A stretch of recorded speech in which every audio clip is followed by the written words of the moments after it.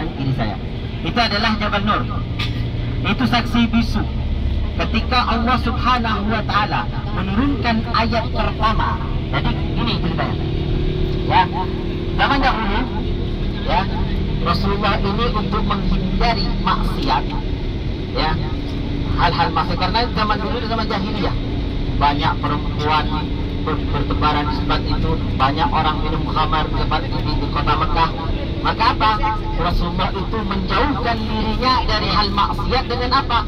Dengan naik di atas gunung di Jabal Nur itu untuk melihat kota Mekah, untuk melihat kota Mekah. Pada suatu hari Nabi Muhammad SAW berada di Jabal Nur, berada di Gunung Nur, berada di Gua Hira. Terdengarlah suara yang begitu dahsyat. Turunlah ayat pertama yang bunyi, Iqra ya Muhammad. Iqra ya Muhammad. Apa jawaban Rasulullah SAW? Ma ana biqari. Saya tidak bisa membaca. Dan juga apa yang mau dibaca waktu itu? Karena tugas Nabi Muhammad cuma diperintah oleh malaikat Jibril adalah Iqra ya Muhammad. Bacalah wahai Muhammad. Ma ana biqari'in. Saya tidak bisa baca. Turunlah Rasulullah dalam keadaan gemeteran. Beliau turun lalu pergi ke rumahnya istri tercintanya yang bernama Siti Khadijatul Kubra dalam keadaan ketakutan. Lalu diselimutilah apa yang dikatakan Rasulullah kepada Siti Khadijatul Kubra. Ya Khadijah, tadhiruni, zamiluni. Wahai Khadijah, engkau selimutilah aku ya Khadijah, selimutilah aku ya Khadijah. Inilah istri yang cerdas. Nih, contoh ibu-ibu semua, ya, contoh dengan perilaku Siti Khadijah. Ketika suaminya dalam keadaan gemeteran, dalam keadaan ketakutan, pulang ke rumahnya, biasanya itu perempuan lebih gemeteran dibandingkan suaminya. Bukankah begitu? Iya. Ya enggak? Itu fitrah.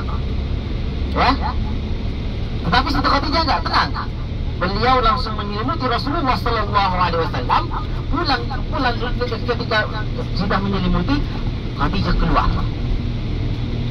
Khadijah keluar dari rumah, pergi ke mana? Pergi ke pamannya Khadijatul Kubra yang bernama Waraqah bin Nawfal. Tahu siapa itu Waraqah bin Nawfal? Tahu. Hah? Tahu. Ini ahli kitab di kota Mekah. Jadi dari kitab Injil, Taurat, Zabur, beliau hafal, tahu.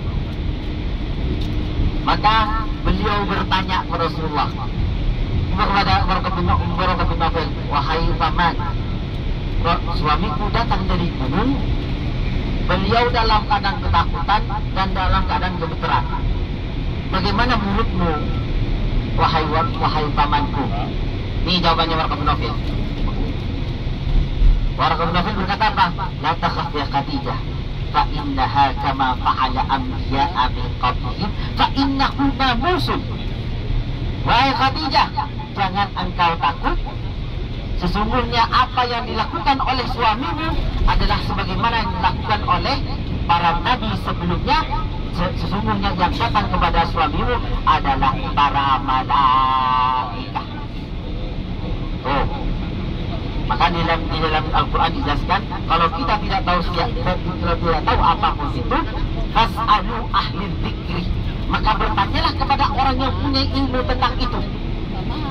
Nah, bahkan di Al-Quran dijelaskan, kalau tidak tahu sesuatu apapun jenis itu, maka bertanyalah kepada orang yang lebih tahu. Itu yang dilakukan Khadijatul Kubra. Setelah mendapat kabar seperti itu, Khadijah pulang ke rumahnya dalam keadaan gembira, bahwanya suaminya tidak dalam keadaan apa-apa, tapi dalam keadaan cuma karena ada risalah Allah yang datang kepada Nabi Muhammad SAW. Beliau tidak bertanya sepatah kata pun kepada Rasulullah SAW. Turunlah ayat kedua kepada baginda kita Rasulullah SAW. Apa bunyi ayat kedua? Ya ayyuhal muddathir, qum fa'anzir wa rabbaka fakabbir wa thiyabaka fatahhir. Wahai orang yang berselimut, engkau bangunlah. Ayat ini, turunnya ayat ini sesuai dengan keadaan baginda kita Rasulullah SAW yang dalam keadaan berselimut. Wahai orang yang berselimut, bangunlah engkau. Disuruh bangun sama para malaikat. Wa thiyabaka fatahhir, maka bersucilah engkau wahai Rasulullah SAW. Ketika itu bertanyalah kepada Khadijah, Khadijah, apa sami'tu sawta syai'an ya Khadijah? Apakah engkau mendengar apa yang aku dengar ya Khadijah? La ya Rasulullah, lam asma' syai'an illa sawtaka ya Rasulullah. Ya wahai Khadijah, wahai Rasulullah, kami tidak mendengar apapun itu kecuali aku mendengar suaramu ya Rasulullah. Nah, situlah Rasulullah SAW bertugas untuk bersuci, lalu melanjutkan wahyu Allah di mana? Di Gua Hira.